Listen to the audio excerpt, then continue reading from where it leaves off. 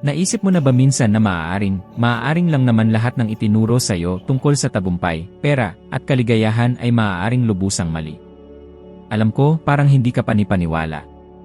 Pero paano kung ang tunay na dahilan ng pagkakakulong mo ay hindi ang kawalan ng pera, oras, o swerte, kundi isang programang hindi mo nakikita na tumatakbo sa loob mo araw-araw at hindi mo man lang ito namamalayan? Maaaring nag-aral ka, nagsikap ka, sinunod mo ang lahat ng alituntunin pero sa kabila ng lahat, para bang hindi ka pa rin umaabante. Naramdaman mo na ba yan? Kung pakinggan mo ito dahil maaaring ito na ang pinakamahalagang video na mapapanood mo sa buong buhay mo. Maaring isa kang matalinong tao, may pinag-aralan, at mabuting hangarin pero bakit parang may pumipigil pa rin sa'yo? Yung tipong tuwing susubukan mong umusad, may parang humihila pabalik. Gigising ka na may layuning magbago, gumawa ng kakaiba, pero pagdating ng gabi, napapansin mong pareho pa rin ang lahat. At saka mo itatanong, ano ba nang nangyayari sa akin? Sasabihin ko sa'yo. Ito ay ang tinatawag na paradigma. Maraming tao ang hindi pa nakarinig niyan, at kapag narinig man nila, hindi nila talaga nauunawaan kung ano ito. Ang paradigma ay ang kabuuan ng ating mga paniniwala, ugali, at mga pattern na nakaimbak sa ating isipan sa ilalim ng kamalayan. Parang isang otomatikong programa ito at ang programang iyon ang siyang nagkokontrol sa lahat ng kilos mo kahit hindi mo alam. Nasabi mo na ba sa sarili mo, alam kong dapat akong mag-ipon pa, o alam kong kailangan ko nang iwan ang relasyong to, o kaya alam kong dapat ko nang simulan ang negosyong iyon. Pero hindi mo pa rin ginagawa. Hindi ka kulang sa kaalaman. Alam mo na kung ano ang dapat gawin. Ang problema, may sistema sa loob mo na hindi nagbibigay daan sa pagbabago. Parang nagmamaneho ka na naka-handbrake, bumibilis ka pero hindi umaandar. Doon na pumapasok ang pagkadismaya. Ang guilt. Ang kaisipang, may mali ba sa akin? At hayaan mong sabihin ko, wala kang mali. Ang problema ay nasa paradigma. Ang mga pattern na ito ay naitanim sa'yo simula pa pagkabata. Galing sa iyong mga magulang, guro, kultura, at mga karanasang masakit. At ang mas malungkot, yung mga nag-program sa'yo, na programa rin. Katulad ng mga magulang mo. Malamang, itinuro lang nila sa iyo ang mga alam nila, pero sila rin ay nakaipit sa mga limitadong paniniwala. Isang beses, sa isang seminar sa lungsod ng Phoenix, may isang babaeng lumapit sa akin, ang pangalan niya ay Wendy. Isinama niya ang anak niyang lalaki, 24 na taong gulang, halos pilit pa. Alam niyang kailangan nitong marinig ang itinuturo ko, at buong tapang niyang sinabi, ako ang naglagay ng maling programa sa kanya. Pinalaki ko siyang may mga limitasyon sa isipan. At habang halos maluha na siya, pilit niyang itinatama ang pagkakamaling iyon. Ilan kayang Wendy ang kilala mo? Ilan ang paulit-ulit na sumusunod sa parehong mga gawin na minanalang at hindi man lang kinuwestiyon? Maaaring isa ka rin sa kanila. Maaaring ang pamumuhay mo ngayon ay hindi mo naman tunay na pinili, kundi tinanggap mo lang. Kaya napakahalaga ng pag-unawa sa kung ano ang paradigma. Dahil kung hindi mo mauunawaan kung ano ang kumokontrol sa'yo, hindi mo mababago ang resulta ng buhay mo. Maaaring magtrabaho ka ng 12 o 14 na oras bawat araw. Maaaring magsumikap ka, mag-aral, at maging tapat. Pero kung ang paradigma mo ay nakatuon sa kakulangan, takot, o limitasyon, babalik at babalik ka pa rin sa parehong kinalalagyan. Marami akong nakitang matatalinong tao na bigo sa usaping pinansyal dahil dito. Nakakita ako ng mga taong may titulong doktor sa pilosopiya na halos kapos sa panggastos, habang may mga taong hindi nakatapos ng high school ay yumaman ng husto. Bakit ganon? Kasi ang paradigma ay wala sa katalinuhan. Ito ay nasa ilalim ng kamalayan. At kapag ang ilalim ng kamalayan mo ay nakaprograma para mabigo, anuman ang gawin mong may malay ay hindi magtatagal na epektibo. Isipin mo, ilang beses ka nang nakarinig ng taong nangakong magbabago sa bagong taon? Magpapapayat, mag-ipon, babayaran ang utang, magsisimula ng negosyo, tapos pagkalipas ng ilang buwan, mas malala pa ang kalagayan. Lagit-lagi ang sagot, paradigma. Hinahatak ka nito pabalik sa kung saan ka nakasanay. At alam mo ba kung ano ang pinakamapanganib na bahagi nito? Sanayan. Nasasanay ka. Natututo kang tanggapin ang pagiging stagnant. Nagsisimula kang magsabi ng mga bagay na, ganyan talaga ang buhay, hindi lahat pinanganak para yumaman, konti lang ang kailangan ko para mabuhay. Ang mga linyang yan, galing yan sa paradigma mong nagsasalita para sa'yo. Naranasan ko na rin yan. Noong kabataan ko, huminto ako sa pag-aaral. Wala akong pangarap. Sirang-sira ang tingin ko sa sarili. Nagtrabaho ako sa mga gasolinahan, nagpalit ng langis, naglinis ng sahig, tinanggap ang kahit anong trabaho. Isang araw, nasugatan ko ang hinlalaki ko sa kamay gamit ang bandsaw, at hindi ko malilimutan, halos matanggal ito. Ang pisikal na sakit, maliit na bahagi lang yon. Ang pinakamasakit, yung tumingin ako sa salamin at napagtanto kong wala akong direksyon sa buhay. Naliligaw ako, nakakulong sa isang siklo na hindi ko maunawaan. Noong panahong iyon, hindi ko pa alam kung ano ang paradigma. Pero nang mabasa ko ang aklat na Think and Grow Rich at sinimulan kong pag-aralan ng malaliman ang konseptong ito, nagsimulang maging malinaw ang lahat. Doon ko naintindihan na hindi kakulangan sa kakayahan ang problema. Mali lang ang programang nakatanim sa akin. At mula roon, nagkaroon ako ng kapangyarihang baguhin ang sarili ko. Maaaring ito rin ang kulang sa iyo ngayon, ang pagkaunawa na hindi ka sira. Ang sinusunod mo lang ay isang script na hindi mo isinulat. Pero pwede mo na itong palitan. Kaya tanungin mo ang sarili mo, ilang desisyon na ang hindi mo tinuloy dahil inakala mong hindi ito para sa akin. Ilang ulit mo nang naramdaman ang pagkaparalisa pero hindi mo maipaliwanag kung bakit. Ilang pagkakataon na ang lumampas sa harap mo at hinayaan mo na lang itong mawala. Kahit alam mong gusto mong kunin ang mga ito. Ganyan kalakas ang epekto ng mga nakasanayang pananaw ng mga nakaukit na paniniwala. At totoo ito. Pero mayon na yon ay gising ka na. At ang pagiging mulat ay ang unang hakbang tungo sa tunay na kalayaan. Ang kaibahan sa pagitan ng mga taong namumuhay ng isang pambihirang buhay at ng mga taong tila nakatali sa pagkabigo, pagod, at kawalang kasiyahan ay hindi nasusukat sa talino, sa pagsisikap, o sa talento. Nakaugat ito sa kakayahang magdesisyon at tumindig sa desisyong iyon. Parang madali pero dito maraming nadadapa. Maraming tao ang hindi nagdedesisyon. Sila'y naghihintay, nagpapaliban, nag-aalangan, at sa huli, nabubuhay lamang ng kalahating buhay. Sa loob ng maraming taon, sinubaybayan ko ito. Inobserbahan ko ang mga taong nabigo, at pati na rin ang mga nakamit ang matinding kayamanan. At malinaw ang pattern, ang mga bigo ay mabagal sa pagdedesisyon at mabilis magbago ng isip. Ang mga matagumpay, sa kabilang banda, ay mabilis magdesisyon at matatag sa kanilang pinili. Hindi sila naghihintay ng perpektong kondisyon. Sila'y kumikilos. Alam mo yung ideya na matagal mo nang iniisip. Yung matagal mo nang gustong magsimula ng negosyo, magpalit ng propesyon, kumalas sa isang relasyon, magsulat ng aklat, o lumipat ng tirahan. Bakit hindi mo pa ito nagagawa? Dahil ba naghihintay ka pa ng kasiguruhan? O baka hinihintay mong magkaroon ng pera?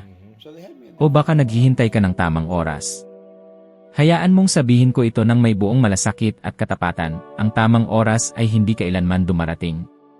Dahil ang desisyon ang siyang lumilikha ng tamang sandali, hindi kabaligtaran. Marami ang nagsasabing sila'y palaging nagpapaliban, natatakot, o hindi makapagsimula. Ngunit walang nagturo sa kanila kung gaano kalakas ang kapangyarihan ng isang desisyon. Ang pagdedesisyon ay isang akto ng paglikha. Kapag ikaw ay tunay na nagpasya, hindi yung susubukan ko, hindi yung tingnan natin, kundi yung gagawin ko ito, binabago mo ang daloy ng iyong kaisipan, ang iyong enerhiya, at ang iyong kilos. At ang lahat sa iyong paligid ay nagsisimulang sumunod sa bagong direksyong iyon. Palagi kong inirekomenda sa mga tao na basahin ang kabanata tungkol sa desisyon mula sa aklat na Isipin at Yumaman Ka, araw-araw sa loob ng 60 araw. Dahil hindi lang ito basta teksto. Isa itong paraan ng muling pagprograma sa isipan. Si Napoleon Hill ay nagsaliksik ng mahigit 25,000 katao na nabigo sa buhay. At ang kawalan ng desisyon ang nangungunang dahilan. Kung titignan mo ang sarili mong buhay ngayon, mapapansin mong maraming pagkakataon ang nailibing sa sementeryo ng pag-aalinlangan. Naalala ko ang isang kwento na hindi ko malilimutan. Isang lalaking ang pangalan ay Phil Goldfine ang lumapit sa akin. Pagod na siya sa kanyang trabaho, maliit ang kinikita, halos katumbas ng humigit kumulang 200,000 piso kada taon at hindi niya alam kung anong direksyon ang tatahakin. Wala siyang pera. Wala siyang malinaw na plano. Pero may isa siyang bagay na bihira sa karamihan, ang kahandaang sundan ang isang desisyon. Sinabi ko sa kanya, gawin mo lahat ng sasabihin ko. At ginawa niya. Siya'y nagpasya. Hindi ko tinutukoy dito ang bulag na pananampalataya o mahika. Ang tinutukoy ko ay focus, aksyon, at pananagutan. At nang pinili niyang tukuyin kung ano ang gusto niya at tinindigan ito, kahit wala pa siyang ideya kung paano niya ito maisasakatuparan, unti-unting nagsimulang gumalaw ang lahat. Ngayon, namumuhay siya ng masagana. At higit sa lahat, payapa siya sa kung sino na siya ngayon. At ito ang dapat mong maunawaan. Hindi mo kailangang malaman kung paano mangyayari ang lahat. Kailangan mo lang tukuyin kung ano ang gusto mo. Dahil sa sandaling magpasya ka, nagbabago ang iyong frequency. At sa pagbabagong iyon, nagkakaroon ka ng akses sa mga ideya, tao, oportunidad, at pangyayari na noon ay hindi mo man lang napapansin.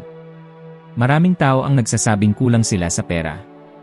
Pero heto ang katotohanan, ang pera ay hindi kailanman naging problema. Hindi kailanman. Ang tunay na suliranin ay ideya. Decision. Ang taong may tamang ideya at handang kumilos ukol dito ay palaging makakahanap ng pera.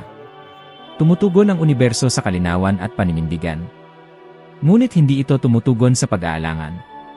Gusto mong patunayan ito?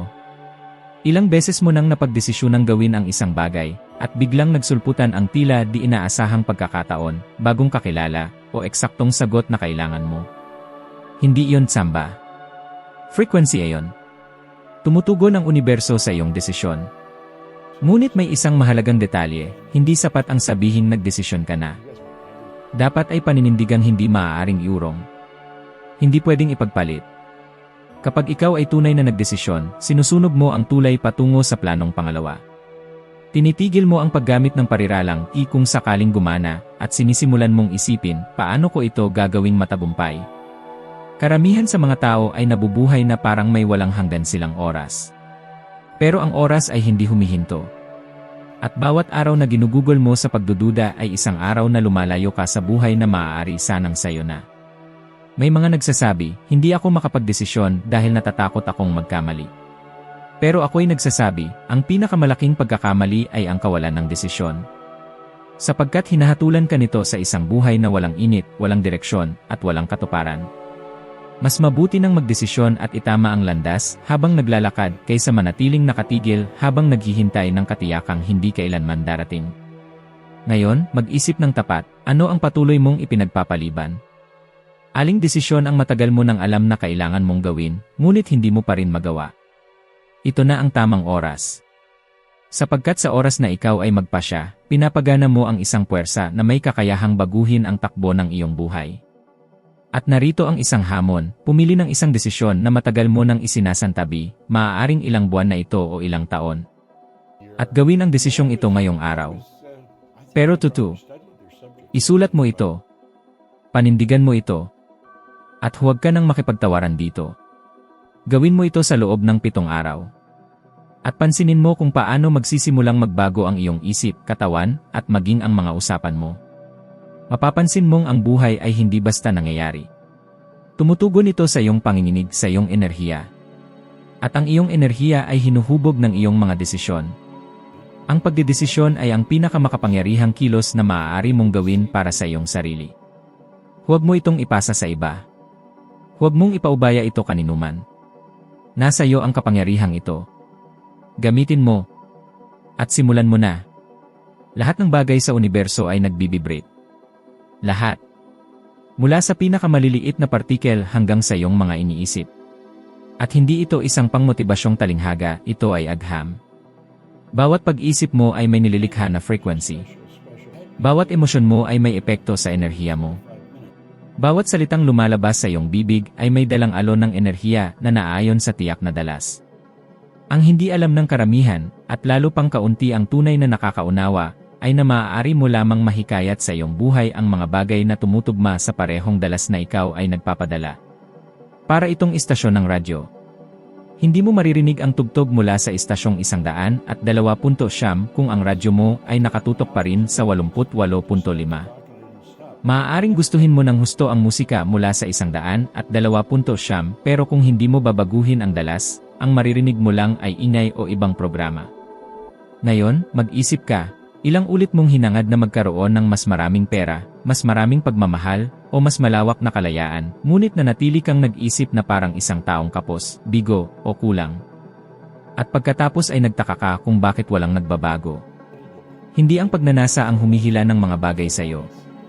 Ang dalas ang siyang tunay na may kapangyarihan. Ang totoo, karamihan ng mga tao ay ginugugol ang buong buhay nila sa paghahangad ng isang bagay na nasa mas mataas na antas ng enerhiya kaysa sa kanilang kayang abutin. Gusto nila ng bagong sasakyan, pero reklamo sila ng reklamo tungkol sa utang. Gusto nila ng kapayapaan, pero pinapalakas nila ang kanilang mga panloob na labanan. Nais nila ng bagong trabaho, pero tuloy pa rin ang pagbugso ng takot at kawalan ng tiwala sa sarili. Ito ay parang sinusubukan mong kumonekta sa internet habang hindi naman nakaplug ang kable. Kahit ilang beses mong pindutin ang refresh, walang lalabas hanggat hindi ka konektado. At ang koneksyong ito ay nagsisimula sa isipan. Sa bawat pag-isip mo, nagpapadala ka ng enerhiya. Sa bawat paniniwala mo, pinatitibay mo ang enerhiyang iyon. At sa bawat kilos na tugma sa iyong paniniwala, umaangat ka sa bagong antas ng dalas. Naalala ko nang sinimulan ko ang sarili kong negosyong paglilinis. Wala akong ideya kung paano patakbuhin ang isang negosyo. Wala akong formal na edukasyon. Ni hindi ko alam kung ano ang ibig sabihin ng malinis na kita. Pero isang bagay ang malinaw sa akin, determinado ako. At sa oras na nagpasya ako, nagbago ang dalas ng aking isip. Nagsimula akong mag-isip na parang may-ari na ng matagumpay na negosyo. Ganoon din ako kumilos. At bago lumipas ang 12 buwan, ang maliit na negosyo kong iyon ay kumita ng mahigit sa 32 milyong piso sa halaga ng pera ngayon. Lahat iyon ay nagmula sa isang taong dating naglilinis ng sahig at halos hindi nakapagtapos ng pag-aaral. Ito ang bahagi na hindi nauunawaan ng karamihan, hindi mo kailangang malaman agad kung paano mo makakamtan ang gusto mo. Pero kailangan mong kumilos na parang nakuha mo na ito. Dahil iyan ang nagpapalit sa iyong dalas. Hindi tumutugon ang universo sa kung ano ang gusto mo. Tumutugon ito sa kung sino ka. At ikaw ay ang iyong paniniwala, ang iyong damdamin, at ang iyong mga ginagawa araw-araw. Napatunayan na ng agham na ang utak ng tao ay hindi kayang ihiwalay ang imahinasyon sa realidad kapag emosyonal tayong nakatuon sa isang ideya. Ipinapakita ng mga pag-aaral sa neuroagham na kapag paulit-ulit nating iniisip ang isang layunin habang damang-dama natin ito, ang parehong bahagi ng utak ay na-activate na parang talagang nangyayari ito. At hindi lamang nito binabago ang iyong isip, binabago rin nito ang iyong katawan, ang iyong mga desisyon, ang iyong kilos. Nagkakaroon ka ng pagbabago. At kapag ikaw ay nagbago, nagbabago rin ang lahat sa paligid mo. Ngunit narito ang kadalasang ginagawa ng marami, nang hindi nila namamalayan, nagpapasya kung ano ang gusto nila at saka sinasabi sa sarili, kapag dumating na ang pera, saka ko ito gagawin. Kapag nagkaroon na ako ng oras, saka ako magbabago. Kapag nawala na ang takot, saka ako magsisimula. Pero ang ganitong pag-iisip ay nasa mababang dalas. At ito mismo ang dahilan kung bakit hindi dumarating ang mga resulta. Sapagkat ang desisyon mo ay nasa isang dalas ngunit ang kilos mo ay nasa ibang dalas. At kapag ganito ang nangyayari, alam mo ba kung ano ang iniisip ng universo? Na hindi ka pa handa. Kaya nananatili ang lahat kung nasaan ito. Ngayon, isipin mo, ilang pagkakataon na ang lumipas dahil naghihintay ka munang maramdaman ang katiyakan. Ilang proyekto ang hindi mo kailanman sinimulan dahil hinihintay mong makumpleto mo muna lahat ng kailangang resources. Ang katiyakan ay hindi nauuna sa desisyon. Dumadating lamang ito pagkatapos. Dahil ang katiyakan ay ipinapanganak mula sa tiwala. At ang tiwala ay dumarating kapag binago mo na ang iyong dalas. Naranasan mo na bang patuloy mong naiisip ang isang tao at bigla na lang siyang tumawag? O di kaya'y nararamdaman mong may mangyayari at biglang ang nangyari? Hindi ito basta pagkakataon lamang. Ito ay tinatawag na pagkakatugma ng enerhiya. Nakikipag-ugnayan ang iyong mga iniisip sa enerhiyang patlang ng ibang tao. Totoo ito. Nasusukat ito. At ito'y palaging nangyayari sa ating lahat. Ngayon, isipin mo kung gagamitin mo ang prinsipyong ito ng may layunin araw-araw. Isipin mong simulan ang iyong araw sa pag-iisip, pagdama, at pagkilos na parang ikaw na ang pinakamayamang bersyon ng sarili mo. Kahit wala ka pa sa ngayon ng pangarap mong bahay, ng bangkong puno ng ipon, o ng perpektong relasyon. Pumasok ka sa dalas nito. Ipadama mo ito. At unti-unti tutugon ang mundo. Pero hindi lang ito basta pag-imagine. Hindi ito pagkukunwari. Ito ay pagsasabuhay ng estado ng pagkatao. Ito ang pagbibigay ng buong katawan mo sa kilos ayon sa bagong paraan ng pag-isip. At dahan-dahan, mapapansin mong dumarating ang tamang mga ideya. Nabubuo ang tamang koneksyon. Dumadami ang tinatawag na coincidence. At ang mga pintuang dati sarado ay unti-unting bumubukas. Sapagkat ang lahat ay umiiral na. Walang bagay ang nalilikha mula sa wala. Walang tunay na nawawala. Ang lahat ay naririto na. At ang tanging nagtatalaga kung maaabot mo ito o hindi ay ang dalas na nililikha mo. Maaari mong hangarin ang lahat ng bagay sa mundo. Ngunit kung patuloy kang nagpapadala ng enerhiya ng kakulangan, paninisi, galit, pagdududa, o takot, ang mga sitwasyong makakasalubong mo ay yaong magpapatunay sa mga damdaming iyon. Kaya't ang tunay na pagbabago ay nagsisimula sa loob. Nagsisimula ito sa desisyon mong piliin kung ano ang iyong mararamdaman, iisipin, at tatapatan araw-araw. Ang bagay na gusto mo ay narito na. Hindi mo kailangang habulin ito. Kailangan mo lamang maging katugma. At ito ay nangyayari sa hindi nakikita bago pa ito magpakita sa mata. Ang tanong ay, handa ka bang baguhin ang iyong dalas kahit wala ka pang nakikitang pisikal na patunay? Sapagkat kung handa ka, makikita mo ang isang bagay na ilan lang sa buong mundo ang tunay na nakakaranas, ang kapangyarihan ng isipan na gumagalaw sa tunay na aksyon. Binabago ang realidad mula sa loob papalabas. Ang buhay na mayroon ka ngayon ay parang isang pelikulang ikaw mismo ang sumulat ng script, kahit pa hindi mo ito sinasadya. Ang problema, karamihan sa mga tao ay para bang nagsusulat ng kanilang kwento na tila sila'y mga ekstra lamang sa sariling pelikula. Hindi nila itinuturing ang kanilang sarili bilang bida. Sinusunod nila ang mga linyang hindi naman kanila. Inuulit ang mga gawin na minana pa nila. Tinatanggap ang mga limitasyong ipinataw ng iba. Namumuhay sa mga tagpong kinamumuhian nila, ngunit nananatili pa rin sapagkat iniisip nilang wala ng ibang pagpipilian. Pero mayroong laging pagpipilian. Palaging mayroon. Ang katotohanan ay ikaw ang manunulat ng iyong kwento. Ikaw din ang direktor. Ikaw ang pangunahing artista. Ginagampanan mo ang lahat ng papel. Ngunit kung hindi mo akuin ang papel na yan, may ibang ako nito para sa'yo. At kadalasan, ibinibigay nila sa iyo ang papel na pandalawahin lang o mas masahol pa, bilang tahimik na ekstra. Ilang ulit mo na bang nasabi sa sarili mo na wala na akong magagawa? O kaya'y ito lang muna ang kaya ngayon? Ilang ulit mo na bang hinayaang ang takot sa paghusga ng iba ang siyang magdesisyon para sa iyo? Ilang beses mo na bang inuna ang iniisip ng iba kaysa sa totoo mong ninanais? Hindi ka nag-iisa. Nakita ko na ito sa libu-libong tao. At madalas, nakita ko rin ito sa sarili ko. Isang beses, nasa isang seminar ako, at may babaeng nagngangalang Ricky ang nagbahagi ng kanyang matagal ng pangarap. Gusto niyang magtayo ng isang paaralan para sa pag-train ng mga tuta. Isang lugar kung saan matututong magturo ang mga tao sa kanilang mga alagang aso gamit ang malasakit, koneksyon at kasiyahan. Habang kinukwento niya ito, nagniningning ang kanyang mga mata. Ramdam ang emosyon. Tunay ito. Totoo.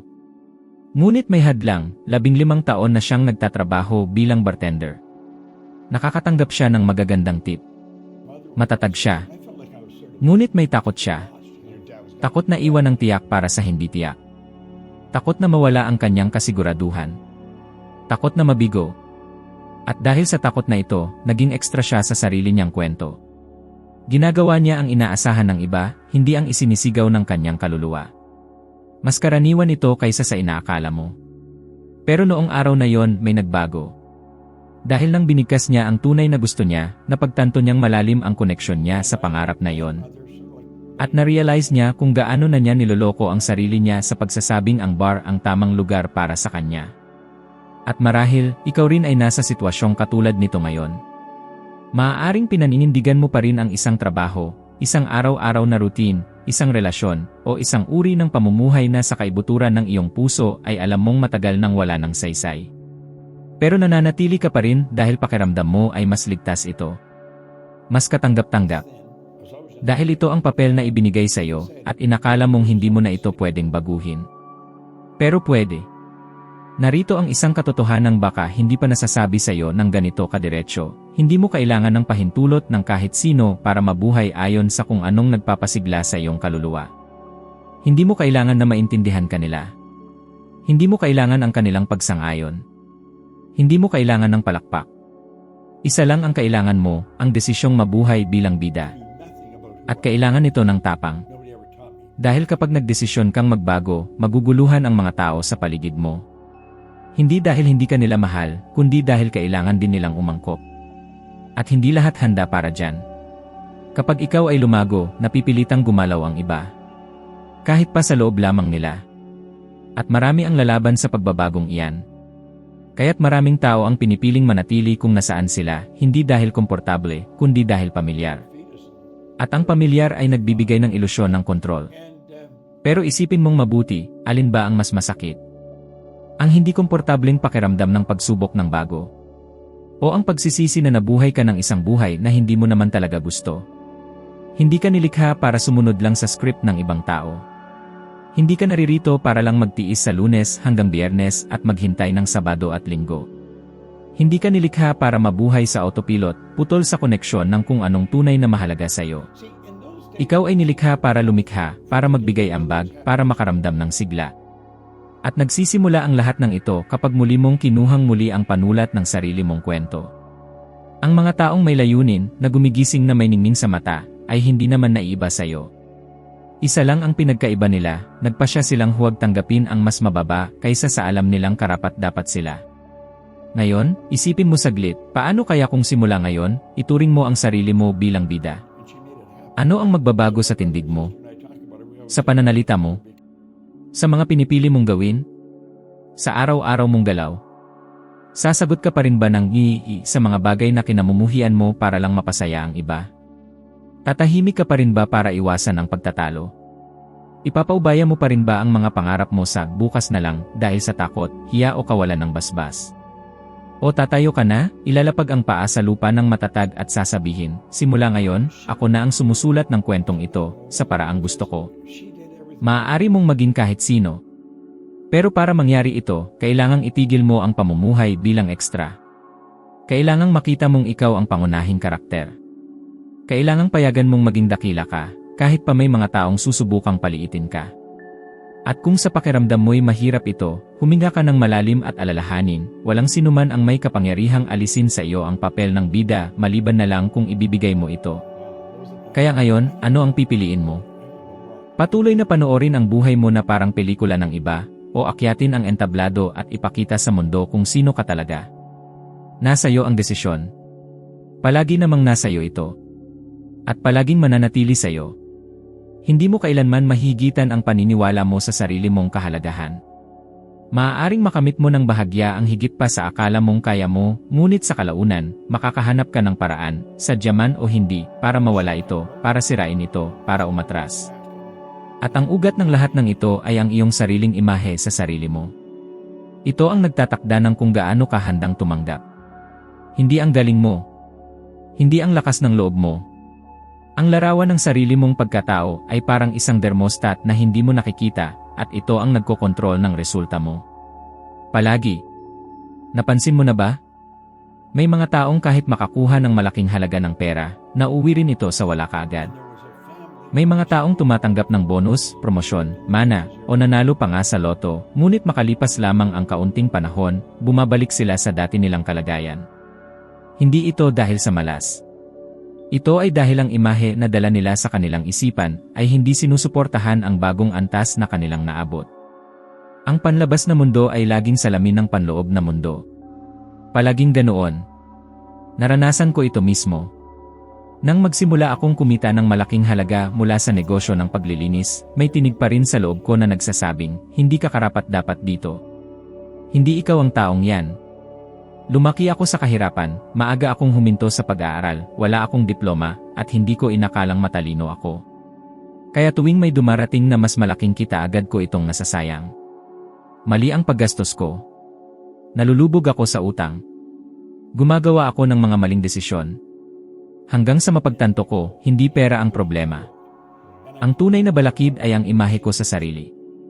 Habang naniniwala ang isipan ko na ako'y isang binatang hindi nakatapos ng pag-aaral, isang palpak na manggagawang palipat-lipat ng trabaho, imposibleng mapanatili ko ang isang masaganang pamumuhay.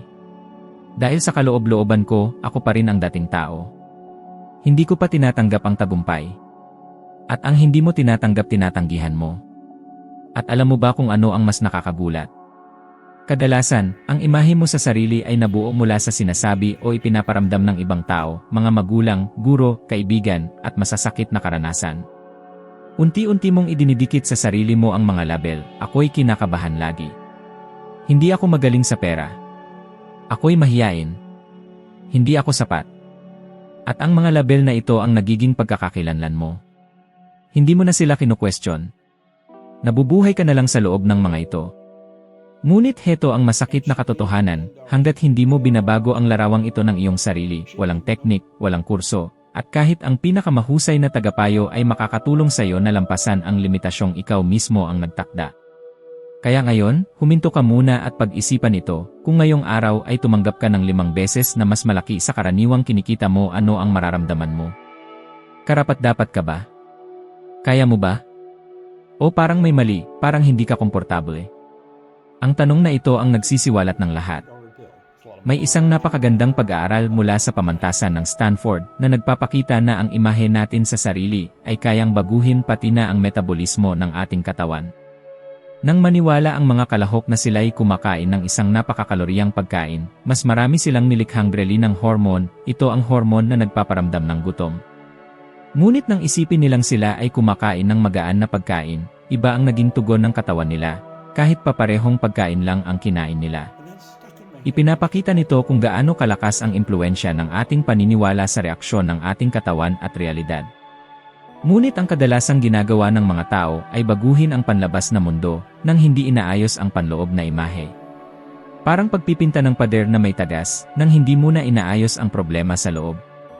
Maaaring magmukhang bago sa labas pero unti-unti pa ring nasisira sa loob. Kaya maraming sumusubok pero palaging bumabalik sa umpisa. Dahil hindi nila nararamdaman na bagay sa kanila ang mga bagay na inaasam nila. Kailangan mong buuin muli ang imahe mo sa sarili, sa paraang may kamalayan. Nagsisimula ito sa paraan ng pakikipag-usap mo sa sarili mo. Pakinggan mo ang mga sinasabi mo sa iyong isipan. Tinuturing mo ba ang sarili mo ng may pagmamahal o puro batikos? Pinupuri mo ba ang sarili mo o binababa? Naniniwala ka ba na karapat-dapat ka sa magagandang bagay sa buhay, o iniisip mong ang tagumpay ay para lang sa iba? Simulan mong makita ang sarili mo bilang taong gusto mong maging. Ilarawan ito ng malinaw sa iyong isipan, araw-araw. Hindi lang sa material na aspeto, kundi sa tindig, sa kilos, sa liwanag ng mga mata, sa tiwala sa sarili. Damhin mo ito. Maglakad gaya ng taong iyon. Magsalita tulad niya. Pumili gaya ng taong iyon. May isang babae na lumapit sa akin nang umiiyak. Kumpleto siya sa kakailanganin para magtagumpay, galing, karanasan, karisma. Pero paulit-ulit niyang sinisira ang sariling tagumpay. Nang mas malalim naming usisain, ikinuwento niya na lumaki siyang pinapakinggan ang mga salita ng kanyang ina, walang lalaking gusto ang babaeng mas mayaman sa kanya. At ang babaeng mayaman ay nag-iisa. Malalim ang pagkakatatak nito sa kanyang isipan. Kaya't sa tuwing nalalapit siya sa tagumpay, parang kusa niyang winawasak ang sarili niyang oportunidad. Bakit? Dahil sa kaibuturan, naniniwala siyang ang pagiging mayaman ay katumbas ng pag-iisa. At iyon ay hindi katanggap-tanggap para sa kanya. Nang napalitan niya ang paniniwalang iyon, lahat ay nagbago. Ngayon, masaya at maayos ang kanyang relasyon, at masagana rin ang kanyang buhay. Maaaring may dala ka ring katulad na paniniwala. Na para magtagumpay, kailangan mo munang maghirap. Na ang pera ay marumi. Na wala kang iswerte. Na masyado ka ng matanda. Na huli na ang lahat para sayo. Pero ang totoo, wala ni isa sa mga tinig na yan ang tunay na sayo. Inilagay lang sila dyan. At maaari mong tanggalin ang mga ito. Maaari kang lumaya. Kaya heto ang hamon ko, sa loob ng 21 araw, magsulat ka araw-araw, gamit ang kamay, ng isang malinaw at positibong pahayag tungkol sa imahe ng sarili na nais mong yakapin. Halimbawa, ako ay isang taong masagana, karapat-dapat, at may kumpiyansa sa sarili. Gawin mo ito ng walang palya. Araw-araw. Isulat. Basahin ng malakas. Damhin ito. At pansinin kung paano nagsisimulang magbago ang takbo ng iyong isipan. Pansinin ang pagbabago sa iyong mga kilos. Ang imahe mo sa sarili ay hindi permanente. Maaari mo itong baguhin. At kapag nagbago ito, lahat ay sumusunod, ang iyong enerhiya, ang iyong mga desisyon, at ang iyong mga resulta. Makakamit mo ang lahat ng pinaniniwalaan mong nararapat para sa iyo. Kaya ang tanong ngayon ay, hanggang saan mo kayang makita ang sarili mo? Dahil ang hangganan ay wala sa labas. Nasa salamin ito. Kung may isang bagay kang dapat tandaan mula sa video na ito yon, ang buhay na tinatamasa mo ay palaging katumbas ng imahe mo sa iyong sarili. Kahit gaano pa karami ang iyong trabaho, kahit ilang aralin pa ang matapos mo, kahit gaano pa katindi ang pagnanasa mo, kung hindi mo babaguhin ang paraan ng pagtingin mo sa sarili, mananatiling limitado ang iyong mga resulta. Ang tunay na pagbabago ay nagsisimula sa loob. At ngayong naitanim na ang binhi, panahon na para gawin ang susunod na hakbang. Ang video na lumilitaw ngayon sa iyong screen ay tutulong sa iyo na makaakyat pa sa susunod na antas ng iyong paglalakbay. Isang pagkakataon para maging isang bahagdan na mas mahusay kaysa sa kung sino ka ngayon, at ang isang bahagdan na ito, araw-araw, ang siyang magpapabago sa lahat. Maraming salamat sa pagsama mo sa akin hanggang dito. Magkita tayo sa susunod na video. Tuloy lang tayo sa pag-usad.